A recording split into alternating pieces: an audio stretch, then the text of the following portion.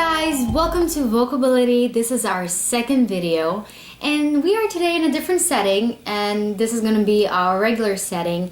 It's my vocal studio and my apartment. So thank you for joining me today, and today we're going to talk about Alexander technique.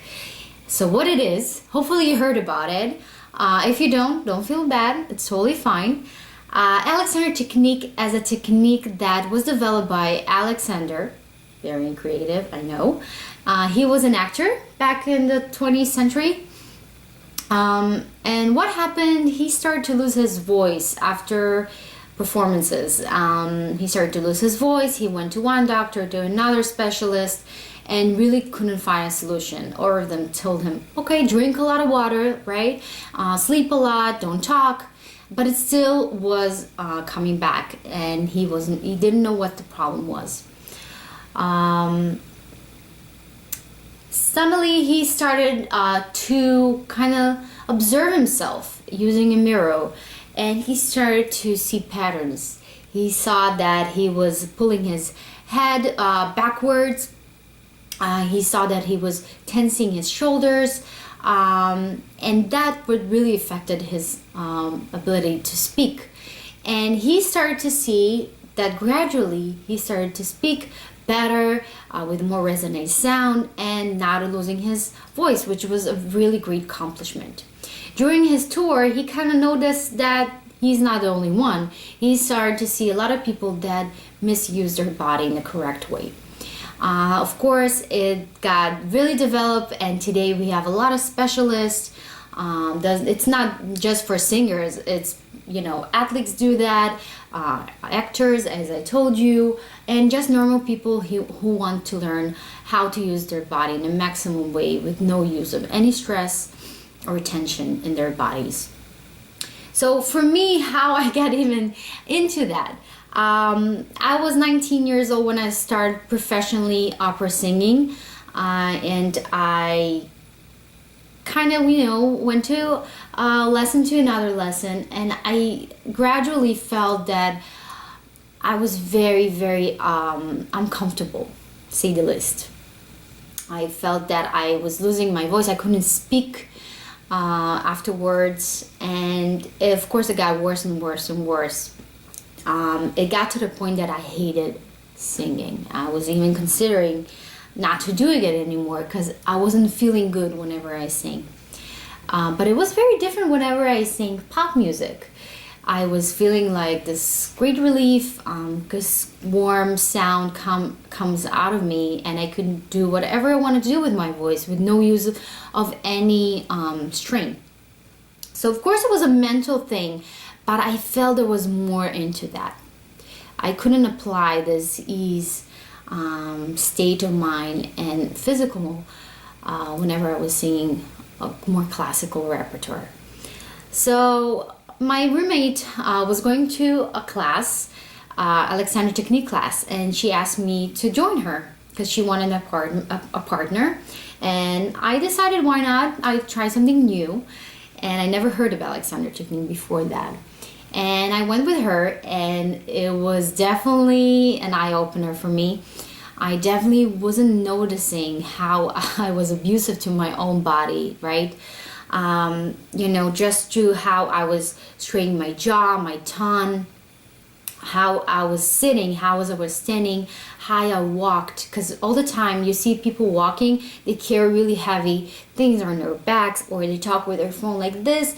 And gradually, when you're doing the same movement, your body gets in this position, and it's affecting you. Is it with pain if you're feeling lower back pain, or your knees, or whatever you're using? For some people, they're also losing their voices.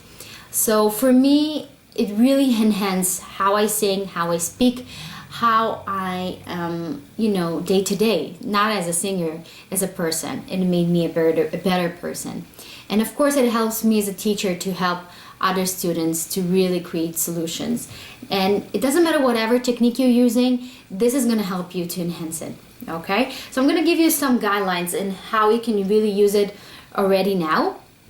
So Alexander technique was developed by observing. So let's be all Alexander for today and try to observe yourself. And what you need to do, you need a chair, you need a quiet environment and room, and a large mirror. If you don't have a mirror, another thing you can do, you can videotape yourself, which is also a great solution. So after you have all this, what I want you to do, I want you to sit on the edge of your chair and just inhale and exhale, right? Just inhale air and exhale and see what's happening, where the air comes in. Are your shoulders move up or your chest goes up? Are you tensing any abdominal muscles? You really need to look at yourself in the third person, no judging. Just look and observe and just feel, okay? What happens when you inhale, between your inhale and your exhale? Are you doing a break? Because a lot of people, they're taking an inhale and they stop and then they exhale. And those 2 seconds, right? That's where the tension creates. If it's here or in your tongue or abdominal or back even. So look for that, okay? Whenever you feel more comfortable and you see there is flow, start to speak. So what I want you to do, just inhale and exhale and count to 10. Whatever language you're speaking, English is also fine. 1 to 10. For example, 1, 2, 3, 4, 5, 6, 7, 8, 9, 10. And all this on one breath.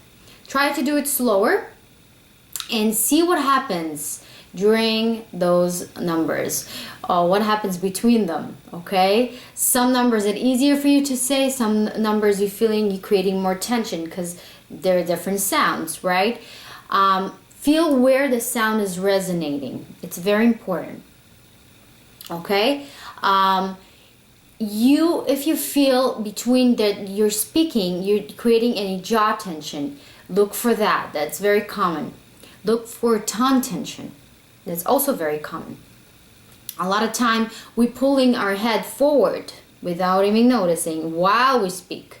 Or we're pulling our head backwards. That's also unbalanced position. So all of this is very individual. For some people it will be fine. For some other people it will be different. Okay? And whenever you feel ease and you really feel there is a flow, you will feel your body knows better than what you think. Okay? Whenever you feel this great sense of balance and ease, you're in the right track. Okay? Great. Third thing that we're gonna do.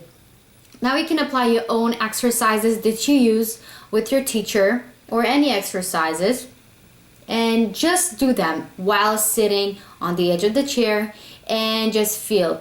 Are you going back with your back or you're leaning on something? Are you going forward? Again, are you creating tension in the shoulders or creating this kind of closed position? All of this, okay? And if you are, and whenever you feel good, whenever you're sitting, this awareness is going to become, right? You're going to feel this awareness and you're going to see things that you never been aware of. And whenever you're going to feel and you're going to kind of feel that you are tensing something, second before that, just aware yourself. Oh, no, keep going. Keep going. Keep the flow, okay? Don't stop the flow with using any tension. Okay, so this is that. You can also stand, and whenever you're standing, just make sure you bend your knees lightly, and everything is aligned with your neck and head and back. This is also very important.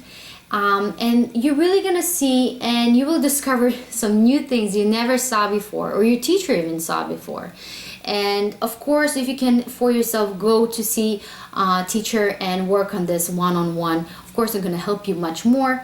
But even creating this kind of self-observe, and you're going to be your own teacher. That's what I really enhance and encourage my students to be their own teachers first, okay? And be very aware of what's happening while they're singing, okay? If you're a teacher, this is also a great kind of a different focus than, oh, you need to raise your palate, oh, you need to do this, you need to breathe here. Sometimes this is not the problem. The technique is not the problem. The problem is how they carry themselves, how they use their body day to day, okay? And you really want to create a safe environment for your student where they can feel they can create a mistake, so they don't have this mental tension where, oh, I cannot do any mistake, I cannot do any mistake, oh, because everything is so competitive, everything is so tense already. So you really want to create this safe zone where they can come and just try new things, and you're willing to let them try new things. So after that, you really want to build awareness. You don't want to really tell them, oh, you tensing your shoulders, oh, you doing this with your jaw. You just want to tell them, okay, I want you to look at the mirror. I want you to see what are you doing right now, okay? And suddenly they're going to see it by themselves. And the minute they discover this by themselves, that's where the learning process starts, because they aware that they discover that it's theirs. You know what I mean? So this is really going to create a progress for you guys. And of course, if you can, ask your student to record the lessons that you're doing and really see and write bullet like notes, just to see, just write any notes that they kind of saw on the video, on the lesson, things that they weren't aware of. And a lot of times students come to me after the lessons, they say, oh, I wasn't aware that I'm doing that. You told me that, I know, and I saw that, but I wasn't aware how bad it is. And I tried it differently at home, and it sounds much better. So I hope I helped you guys. So thank you for watching. You have more links of our blog post down there, and our Facebook if you want to like us, of course, and that will be great. And please comment below if you want to see something else, if you have any questions, or you want, just to share your thoughts and ideas. Will be much more welcome. So have a beautiful day, and just stay positive and musical and enjoy life.